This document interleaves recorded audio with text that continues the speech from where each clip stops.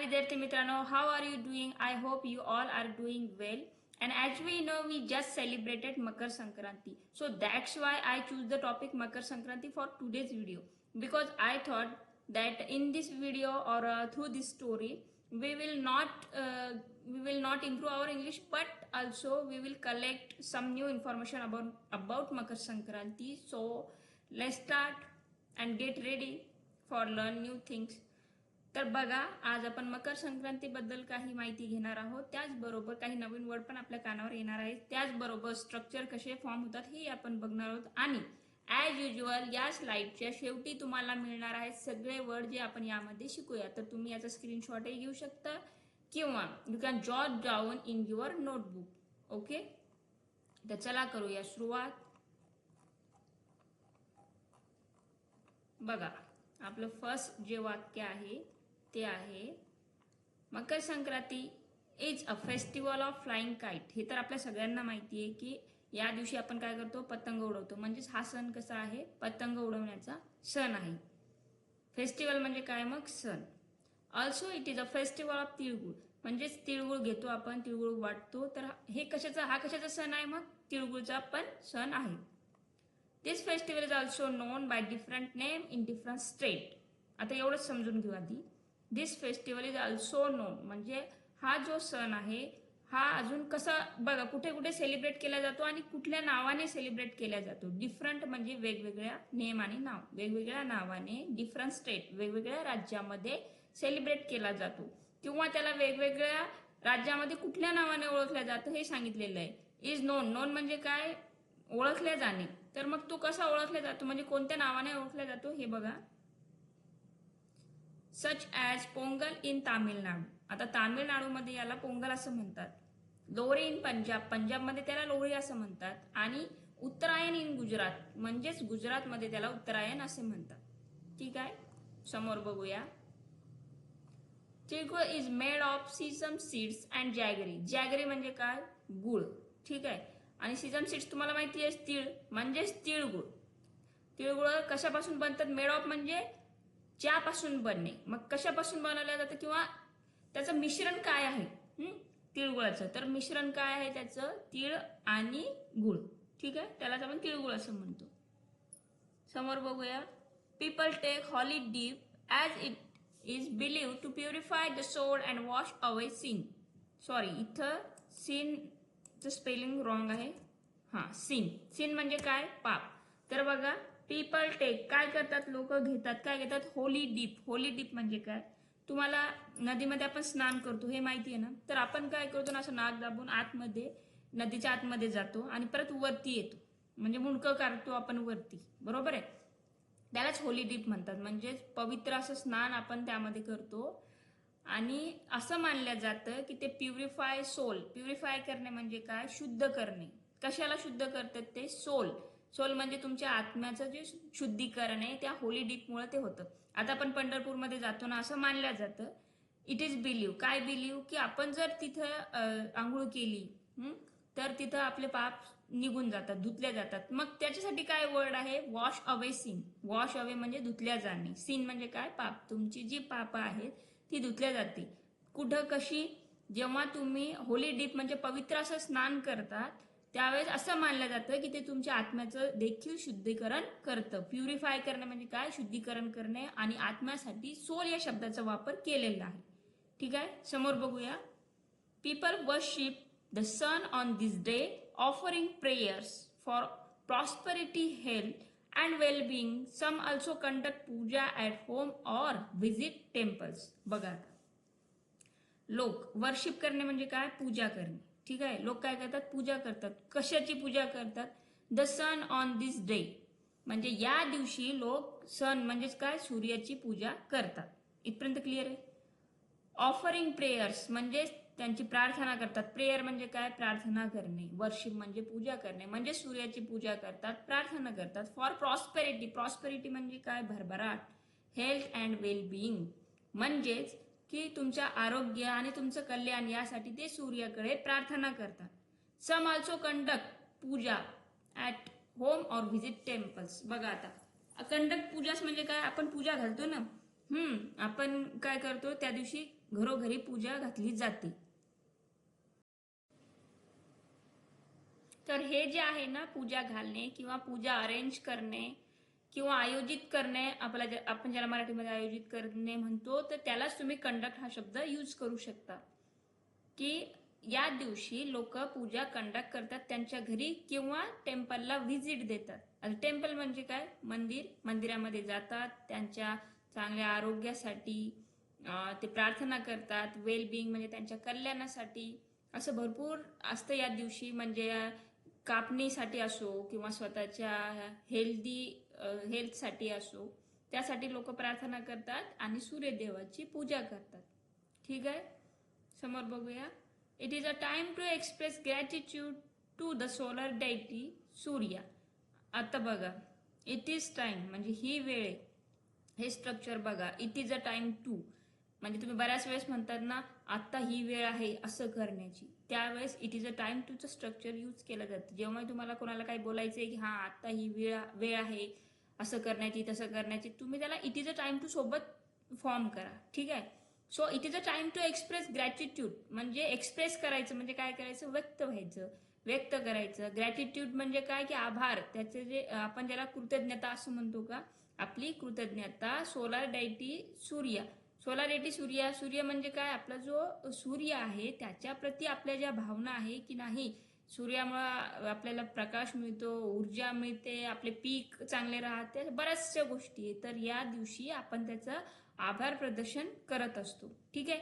मग एक्सप्रेस काय, ग्रॅटिट्यूड काय, हे कळालं तुम्हाला. समोर बघूया. It is a time of thanks giving for the good harvest.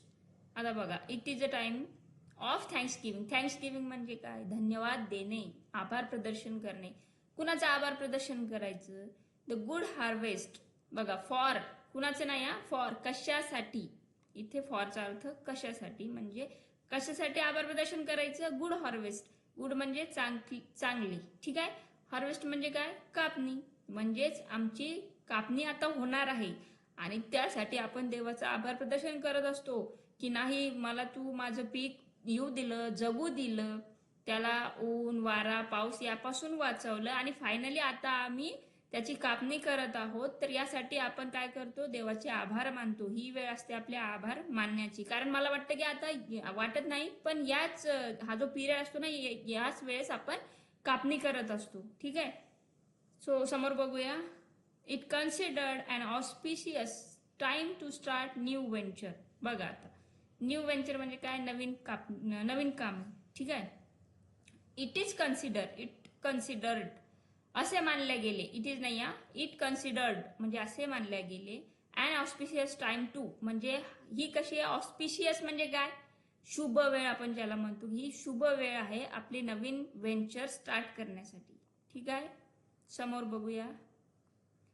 It is a time to give thanks to nature and mother earth. म्हणजे आता बघा, इट इज अ टाइम म्हणजे ही कोणती वेळ आहे? आपण आधीच बघितलं, आभार प्रदर्शन करायचं, थँक्स म्हणायचं. पण कुणाला आधी आपण सूर्याला बघितलं, देवाला बघितलं. आता आपण कुणाला बघतोय? नेचर. नेचर म्हणजे काय? आपला जो निसर्ग आहे. अँड मदर अर्थ. मदर अर्थ म्हणजे काय? आपली जी धरणी माता आहे. तर आपला निसर्ग राजा आणि धरणी माता यांना आपण धन्यवाद म्हणायला पाहिजे. बघूया आता समोर. It is believe that. बघा, इट इज बिलीव्ह दॅट म्हणजे असे मानल्या जाते, असे मानल्या गेले. बिलीव्ड आहे ना, असे मानले गेले. काय मानले गेले? देवी killed the evil Kinkarasur on this day. म्हणजे देवीने काय केलं? आपली जी देवी आहे, देवी आईने काय केलं? किल्ड केलं. कोणाला? एविल. एविल म्हणजे काय? राक्षस. काय नाव त्याचं? किंकरासूर या नावाच्या राक्षसाला देवीने या दिवशी मारलं. ठीक आहे. इन पंचांग. पंचांग म्हणजे आपलं जे पंचांग असतं ना, जे पंचांगामध्ये आपण मुहूर्त बघतो ते पंचांग. ठीक आहे. इन पंचांग you can learn more about Makar Sankranti and catch a glimpse of it. बघा, नवीन वर्ड आहे ग्लिम्स. ग्लिम्स म्हणजे काय? की ज्याला आपण झलक असं म्हणतो. की तुम्ही पंचांगामध्ये you can learn more about Makar Sankranti. पंचांगामध्ये तुम्हाला अजूनही अधिक माहिती मिळू शकते, तुम्ही घेऊ शकता. Learn more about. मोर म्हणजे काय? जास्त. अबाउट मकर संक्रांती म्हणजेच मकर संक्रांतीबद्दल तुम्ही जास्तीत जास्त माहिती पंचांगामध्ये मिळू शकता. अँड कॅच, आणि कॅच करू शकता काय, a glimpse of it. Catch करणं म्हणजे इथं शब्दशः अर्थ घ्यायचा नाहीये, की आपल्याला त्याचा एक ओव्हरव्ह्यू कळतो की मकर संक्रांतीबद्दलचा आपल्याला जे त्याची झलक इथं गेमचा अर्थ झलक होतो, पण आपल्या भाषेत सांगायचं झालं तर आपल्याला एक ओव्हरऑल माहिती मिळते की नेमकं एक्झॅक्टली मकर संक्रांती काय, का साजरा केली जाते. ठीक आहे, नेक्स्ट बघूया. Hindus celebrate Makar Sankranti every 12 years with the Kumbh Mela. आता बघा, कुंभमेळा सगळ्यांना माहिती आहे की 12 वर्षानंतर येतो. हिंदू सेलिब्रेट काय करतात, Hindu celebrate Makar Sankranti every 12 years म्हणजे प्रत्येक 12 वर्षांनी सॉरी, हिंदू मकर संक्रांती साजरी करतात विथ कुंभमेळा. कुंभमेळा भरतो हे आपल्याला सगळ्यांना माहिती आहे. नाशिकमध्ये कुंभमेळा भरतो, म्हणजे नाशिक हे गाजलेलं ठिकाण आहे की जिथे कुंभमेळा भरतो. आणि मला वाटतं सध्या पण मकर संक्रांती असल्यामुळे आपल्याला रोज रेग्युलर न्यूज आपण बघतो नाशिकमध्ये सध्या काय चालू आहे. तर मकर संक्रांती ही कुंभमेळ्यामध्ये सोबत साजरी केली जाते 12 वर्षांनी. ठीक आहे. On the largest mass pilgrims in the world with an estimate attendance of 60 to 100 million people. बघा आता, on the largest mass pilgrims, largest म्हणजे काय, भव्य असे. पिलिग्रिम्स म्हणजे काय, यात्रेकरू. ती पिलिग्रिम्स हा शब्द लक्षात ठेवा, यात्रेकरूसाठी वापरला जातो की तिथे मोठ्या प्रमाणामध्ये पिलिग्रिम्स येतात इन द वर्ल्ड. अंदाजे, इस्टिमेट म्हणजे अंदाजे, अटेंडन्स म्हणजे त्यांची हजेरी किती प्रमाणात असते बघा, 60 to 100 million. किती मोठ्या प्रमाणात की 60 to 100 million पीपल तिथे येतात कुंभमेळ्यासाठी. ठीक आहे, त्या कुंभमेळ्यामध्ये इस्टिमेट म्हणजे अंदाजे. समोर बघूया, sun and Shani don't get along well. आता बघा, सन अँड शनी, शनिदेव आपल्या सगळ्यांना माहिती आहे, बरोबर आहे. तर सूर्य आणि शनिदेव यांचं कधी पटत नाही, कधीच पटलेलं नाही. गेट अलॉंग म्हणजे काय की एखाद्या सोबत आपलं चांगलं पटणं, त्याला आपण म्हणतो गेट अलॉंग. म्हणजे तुमचं जर तुमच्या मित्रासोबत बनवा, हे वाक्य, एक वाक्य देते मी तुम्हाला, ते बनवण्याचा प्रयत्न करा की माझ्या मित्रासोबत अजिबात पटत नाही, त्याला गेट अलॉंग सोबत बनवून बघा, तुम्हाला जमतं का. बघा समोर, because Shani is one of sun's foster children. म्हणजे शनी एक आहे की सूर्याचा एक दत्तक पुत्र आहे. फॉस्टर चिल्ड्रन म्हणजे काय, एक दत्तक मानलेला मानसपुत्र ज्याला आपण म्हणतो तसं आहे. म्हणजे जे आपले वडील नसतात, फक्त ते आपल्याला सांभाळ करतात, दत्तक घेतात, त्याला फॉस्टर चिल्ड्रन असं म्हणतात. तर तो कसा होता, एक दत्तक पुत्र होता. हाऊ एव्हरचा वापर मी एका स्पेशल व्हिडिओमध्ये पण समजून सांगितलेला आहे, आणि मला वाटतं त्यावरती एक माझा शॉर्ट व्हिडिओ पण आहे की हाऊ एव्हरचा वापर आपण केव्हा करतो. आपल्याला जेव्हा असं बोलायचं असतं की तद्यापि किंवा तरी पण किंवा असे असून देखील, हाऊ एव्हर, तरीही. However Shani is in charge of looking after his father. पण असे असून देखील शनीचं काय आहे की तो आपल्या पिताची देखभाल करण्यासाठी जबाबदार आहे. बघा, Shani is in charge of म्हणजे जबाबदारी असणे किंवा रिस्पॉन्सिबिलिटी कर्तव्य असणे, की त्याचं कर्तव्य काय की तो आपल्या पिताची देखभाल करेल. ठीक आहे. सो हाऊएव्हरचा अर्थ कळला असेल. लुकिंग आफ्टर म्हणजे काळजी घेणे. हिज फादर त्याच्या वडिलाची काळजी घेण्यासाठी तो कर्तव्य आहे, त्याचं कर्तव्य आहे किंवा कर्तव्यदक्ष आहे किंवा जबाबदार आहे. ठीक आहे.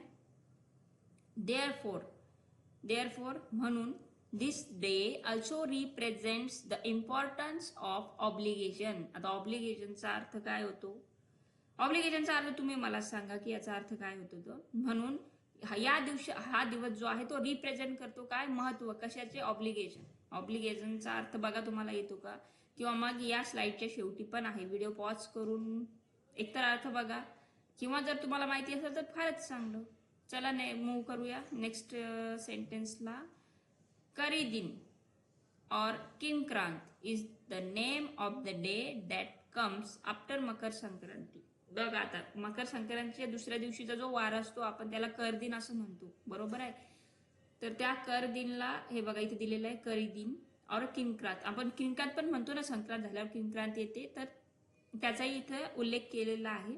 कम्स आफ्टर मकर संक्रांती नंतर येणारा दुसरा दिवस, त्याला आपण किंक्रांत असं म्हणतो. ज्या दिवशी आपण कर दिन म्हणतो, या दिवशी कटकट करायची नाही कारण कर दिन आहे म्हणून. ठीक आहे. We should not use Chinese thread or flying kite and such a kite string like manja. बघा, we should not use Chinese thread for flying kite म्हणजे काय, शूटचा वापर कशासाठी होतो यावरती माझा एक व्हिडिओ आहे. जर तुम्हाला माहिती नसेल तर त्याला जाऊन विजिट करा, म्हणजे तुम्हाला कळेल की शूट आपण पाहिजेसाठी यूज करतो. वी शुड नॉट म्हणजेच वी शुडंट, याचं कॉन्ट्रॅक्शन जर करायचं झालं तर वी शुडंट. आपण काय नाही करायला पाहिजे, चायनीज थ्रेड जे असतात ते यूज नाही केले पाहिजे. फॉर फ्लाइंग काइट, पतंग उडवण्यासाठी त्याचा वापर नाही केला पाहिजे. And such a kite string like मांजा, आणि असे दोरे म्हणजे मांजासारखे जे दोरे आहेत ज्यामुळे दुसऱ्याला इजा होऊ शकते. तुम्हाला माहिती आहे सध्या आपण न्यूज मध्ये बघतोय की बाईक स्वार जे आहेत त्यांना ते दिसत नाही आणि मग त्यांना इजा होते, गळा कापला जातो, कुणाच्या डोळ्यात लागतं, कुणाचं काही होतं. तर हे अवॉइड करण्यासाठी we should not use Chinese thread. Okay. बघा आता यामध्ये काय अवघड आहे, यामध्ये थ्रेड म्हणजे दोरा, काइट म्हणजे पतंग, स्ट्रिंग म्हणजे पण दोराच. ठीक आहे. People get injured by this, लोकांना इजा होते त्यामुळे. ठीक आहे. पीपल गेट इंज्युअर्ड म्हणजे लोक जखमी झालेत त्यामुळे. ठीक आहे. जखमी होतात, त्यामुळे लोक जखमी होतात. तर ही होती आजची गोष्ट. छानपैकी मी तुम्हाला समजून सांगण्याचा प्रयत्न केला. आय होप की तुम्हाला यातून नवीन वर्ड मिळाले असतील, आणि हे आहेत तुमचे वर्ड. तर याला एकदा स्क्रीनशॉट घ्या किंवा लिहून घ्या. ठीक आहे. एक्सप्रेस पर्यंत आलो होतो आपण. एक्सप्रेस नंतर ग्रॅटिट्यूड आहे, थँक्स गिव्हिंग आहे, नंतर घ्या consider, glimpse, mask, string. Okay. String पर्यंत आलो आपण. फक्त लास्टचे दोन आहे आता, इंजुरी, जखम. तर मित्रांनो, हा होता माझा छोटासा प्रयत्न आणि आजची प्रॅक्टिस जी आपण केली. आय होप की तुम्हाला नवीन नवीन वर्ड शिकायला मिळाले असतील, काही नवीन इन्फॉर्मेशन पण मिळाली असेल. जर तुम्हाला माझा प्रयत्न आवडला तर नक्कीच या चॅनलला जास्तीत जास्त पुढे ढकला, कारण की आपल्यासारख्याच इतर विद्यार्थ्यांना पण याचा फायदा होईल. Thanks for watching. आणि हो, जर तुम्हाला या मेथडने इंग्लिश शिकायची असेल, इंग्लिश बोलायचं असेल, तर मग माझा नंबर आहे इथं, हा बघा, 8329043797. यावरती तुम्ही कॉन्टॅक्ट करू शकता ऑनलाईन क्लासेससाठी. ऑफलाईन पण चालू आहे, पण due to distance we can not make offline, so that's why I give my number here and you can contact me. So thanks for giving me this opportunity. Till then, take care, bye bye, and keep